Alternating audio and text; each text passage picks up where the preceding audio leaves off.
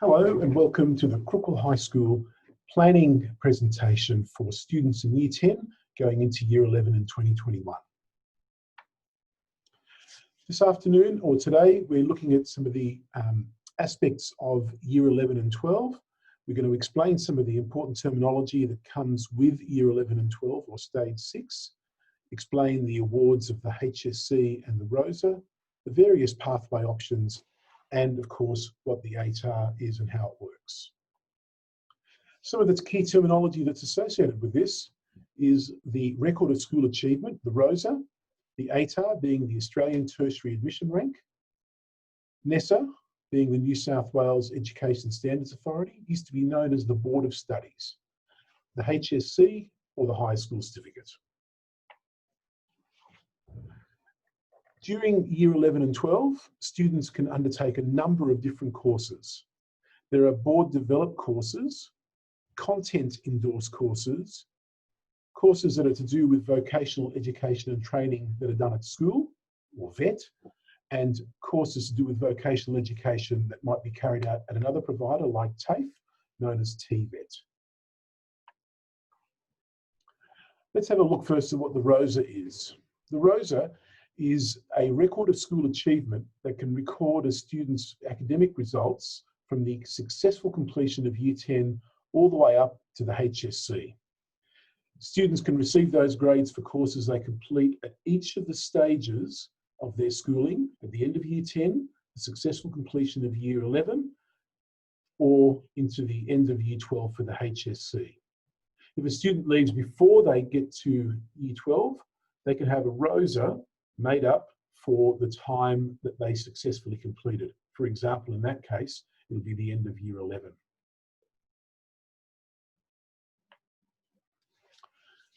To do a HSC, it must be completed within 5 years.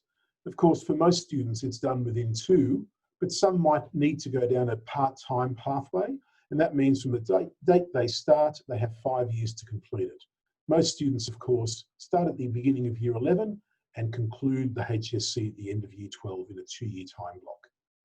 We offer pathways at Crookle High School that qualify students for university entrance by making sure they qualify for an ATAR, or allows them to get the HSC but not get an ATAR. And that, of course, depends on the course of study and the subjects that they choose.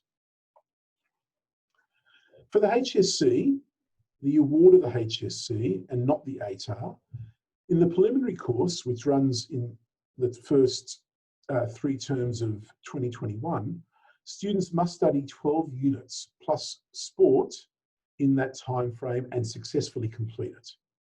Once they've successfully completed, they move on to the HSC course, which runs for a full year, term 4 2021 to term 3 2022, and they must do a minimum of 10 units.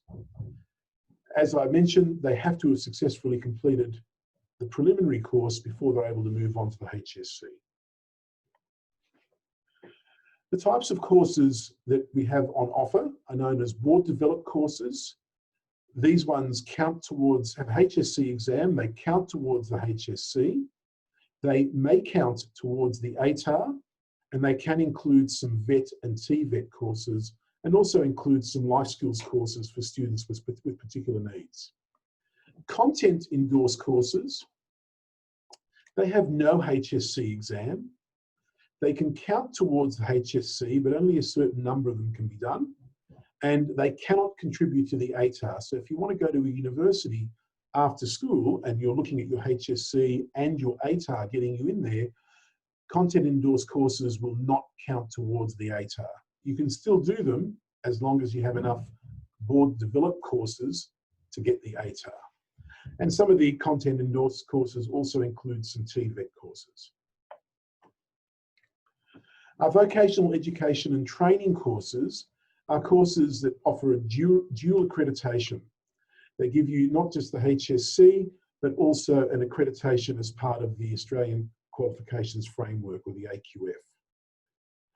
These courses are delivered at school, or some are also delivered at TAFE.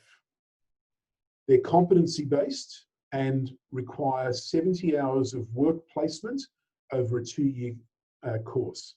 Generally, students will do this as 35 hours in the preliminary course and 35 hours in the HSC. The universities categorise courses as either Category A or B. The criteria for Category A courses are ones that have academic rigour and the way that that course helps move a student towards assumed knowledge for tertiary subjects, like university subjects. Category B courses are considered to be less academically rigorous and carry less weight when calculating an ATAR. The ATAR is the Australian Tertiary Admission Rank. If you qualify for an ATAR, when you get your HSC, you'll also receive your ATAR rank. So if you've got an ATAR of 75, as in this example, what that actually means is that you got a result that is equal or better than 75% of the candidates for the HSC. It doesn't mean you had an average mark of 75 because it's actually, the 75 does not reflect the actual marks, but where your marks sit compared to all the students that sat the HSC in the state. So 75 means you did as well or better than 75% of the candidates for the HSC. The ATAR is based on the marks of the 10 best units in board-developed HSC courses. And there are some restrictions to those. At least 2 of those units must be English-based. The best 8 units come from the remaining units. And by a unit, just to make it clear, most HSC subjects are worth 2 units. Some HSC subjects like Extension English or Extension Mathematics are 1-unit courses. So when we talk about 2 units of English, we mean that you must have done the equivalent of a full subject of English, which could be either your normal English course, or it could be an Extension 1 and Extension 2 English. Some of those, at least 2 of those must be included. At most, 2 units of Category B courses may be included. And 6 units of science are permitted in the preliminary year. There are students that might choose, for example, subjects like physics, chemistry, and biology. They aren't able to then also choose investigating science because then they'll go over the 6 units of science in Year 11. The Category B courses we offer at Crookall High School are English Studies, Mathematics Pathway 1, which is a numeracy-based course, Hospitality Vet course, and Primary Industries Vet course. The school also assesses students. So over the 2 years of them going through the HSC and preliminary course, we do a range of assessment tasks. And in Year 12, those assessment tasks count towards the overall mark for the HSC. And in fact, they're worth up to 50% of the overall mark for the HSC. And essentially what happens is that the student's school mark is moderated against their HSC mark and their performance against the rest of their cohort. And that's where the HSC overall mark comes from.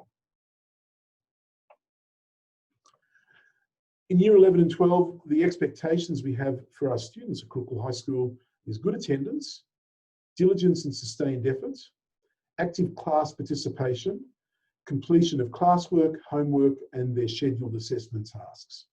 And if these things are not adhered to, students risk being warned about an end determination for their course, and ultimately, if things aren't fixed, being end determined, which means they haven't successfully completed that particular course. Now, if you're in Year 11 and were end determined, that means that effectively you may not have finished the 12 units that you're required, and you can't move on to Year 12 fully. If you're in Year 12 and you were end determined and you were only doing 10 units, you don't qualify for HSC. So it's really important that those expectations are met by all students. The best things for students to do is to look at the subjects they enjoy, the skills that they have, what they might like to do when they leave school, whether it's for university or a particular career, and how those subjects that they choose help them get to that point. At school, there are a number of people that can assist. The careers advisors with Ms. Needham and Mr. Wilson, your year advisor, Dr. Boland, head teachers, subject teachers, and of course, there's a whole variety of university information sites and books that you can get access to either online or through your year advisor or careers advisor. Last year and this year, we will be doing our subject selections online. You should have a form that explains your access code, your unique code to get into the subjects. Those subject choices need to be completed online by the 1st of September. And if you can't get access to a computer at home, you can come to the library and do your subjects. A student come to the school library and do their subject selection then. When students go into their courses, they can choose each sets of subjects that they need to do or want to do. The first part of the screen on the left-hand side shows the priority order for each of the subjects that this example student has put in. And then in the middle of the screen, their reserve or backup units, which are to do with subjects if they didn't get their first choice, what comes after that. You'll notice that some of them have a fee associated with them, and by submitting this and then signing off, what you're basically saying as a parent and with a student is that you understand there are fees associated with this subject, and that those fees are something that you need to pay or contact the school if you need assistance with. It's really important to understand that the priority you put subjects into this system will be the priority that the system will then place you into your classes. So for example, in this case, biology and PDHP are listed as priority 2 and priority 3. If biology and PDHPE ended up being on the same line on the timetable, which means that a student can't do both because they're timetabled at the same time, this system will put them automatically in biology because it had a higher priority. So it's important to think about the range that you put it in.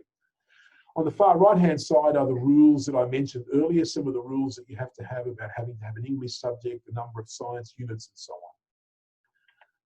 Once you put your selections together, they're registered, and what we ask you to do is to print it off and then have a parent or carer sign that form, which is their backup to say, yes, we know that this is what our child has chosen, but also, yes, we know that these are the fees associated with that subject. There are some courses like TAFE courses that I mentioned right at the beginning. They don't get chosen in this area, but you'll need to see Mr. Wilson to help choose a TAFE course if that's something that a student is interested in doing. TAFE courses mean that students have to be able to get to Goulburn generally and have transport to get there and back to run, to get into a TAFE subject that might run once a week or one afternoon a week. So it's important that you speak to Mr. Wilson because those courses are due around the same time. And as I mentioned before, if there's any questions, then please contact the school. If you have questions to do with this presentation, then myself or Ms. Needham can help out. If you have questions about specific subjects, then contact the head teachers related to those subjects.